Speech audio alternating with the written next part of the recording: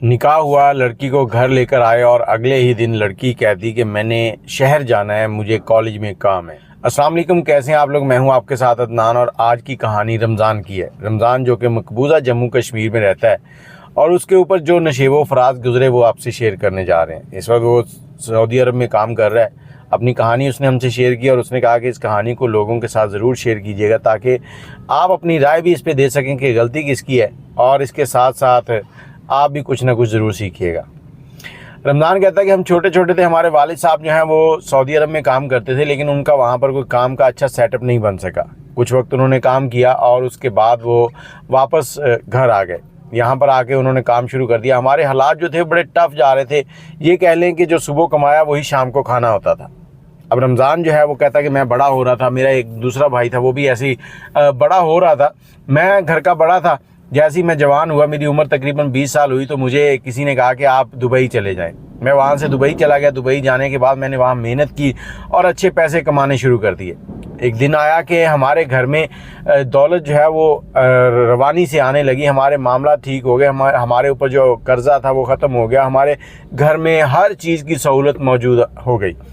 अब जैसे ही हमारे घर में पैसे की रेल पेल होनी शुरू हुई तो मेरे वालिदैन भी खुश थे, भाई भी खुश था, मैं भी खुश था, वालदा भी खुश थी। और इसी बात को देखते हुए हमारे जितने भी रिश्तेदार हैं वो भी हमसे बहुत ज़्यादा मुंसलिक होने लगे।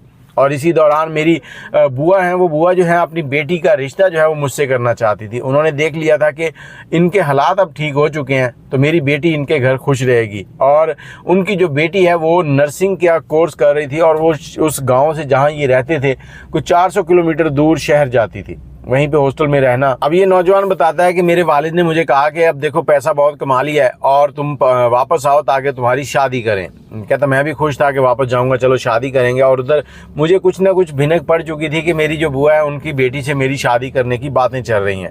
मैं घर पहुंचा, वालिदैन ने बैठकर रिश्ते की बात की और बुआ को बुलाया गया। बुआ आई हैं, रिश्ते की बात हुई, मेरी और उस लड़की का रिश्ता तय हो गया।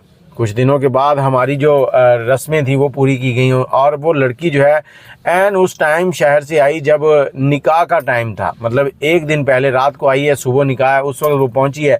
निकाह हुआ, उसके बाद वो हमारे घर आई है और एक रात सिर्फ रुकी है। और उस रात रुकने के बाद अगले दिन सुबह सुबह कहती कि मेरी तो तालीम का बड़ा हर्ज हो जाएगा, मैं तो पढ़ने जा रही हूँ और मुझे ज़रूरी जाना है। उसने अपनी सास और ससुर को ऐसे अपने हाथों में एक रात के अंदर किया कि वो उस कहते चलें ठीक है कोई बात नहीं। इधर ये नौजवान जो था इसे भी उस लड़की से कुछ चाहत उनसियत थी। इसने कहा चलें कोई बात नहीं, पढ़ रही है ठीक है। अब ये शादी क्यों हुई थी? लड़के के वालिदैन जो है उन्होंने भी सोचा कि लड़की जो है वो पढ़ लिख रही है, उसके बाद कुछ कमाएगी, हमारे घर के हालात और अच्छे हो जाएंगे। और उधर लड़की वाले जो है उन्होंने ये शादी इसलिए की थी कि लड़के के घर में पैसा जो है उसकी रवानी है और हमारी बेटी खुश रहेगी। अब ये दोनों फैमिलियां इस तरह से मुंसलिक हो गई।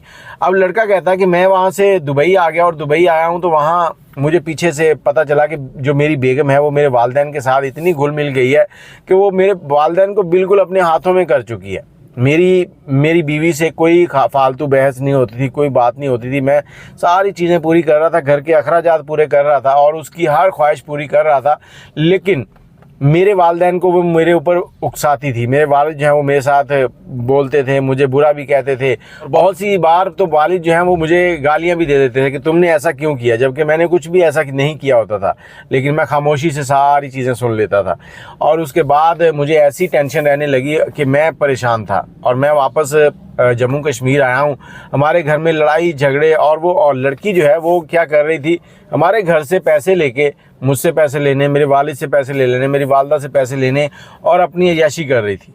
अब कुछ वक्त गुजरा तो उसके बाद पता चला कि उस लड़की का शहर के अंदर एक लड़के के साथ चक्कर चल रहा है।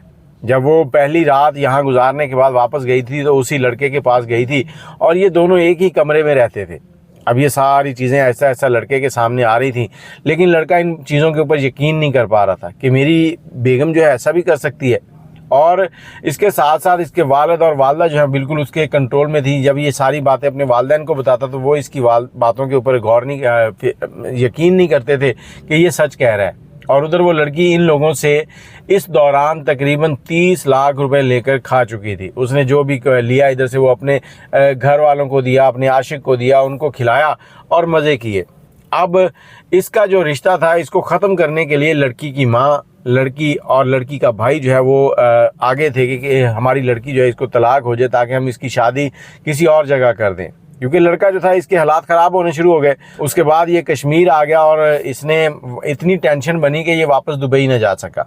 कुछ वक्त गुजरा और उसके बाद फिर इसने कुवैत का वीज़ा लिया, कुवैत पहुंचा। कुवैत पहुंचकर इसको जो काम था, जो बताया गया था, वो काम नहीं दिया गया। वहां पर इसको एक के अंदर काम दे दिया गया जो काम भी बहुत सख्त था और मजदूरी भी बहुत कम थी। ये कहता है कि मुझे वहां पर ना टाइम पे तनख्वाह मिलती थी ना कुछ और मैंने वहां पर जो भी कमाया उसमें से जो मुझे मिला उससे मेरा रोज़ाना का अखराजात जो थे वो भी पूरे नहीं हो रहे थे। मैंने 16 महीने वहाँ पर लगाए और 16 महीने लगाने के बाद मैं वापस आ गया। जब मैं वापस आया हूँ तो मैं परेशान था और इधर मैं कोशिश कर रहा था कि मैं कहीं और किसी दूसरे मुल्क चला जाऊं। अब मुझे एक दोस्त ने कहा कि तुम सऊदीया चले जाओ। सऊदीया के लिए मैंने अप्लाई किया और मैं सऊदीया जाना चाहता था।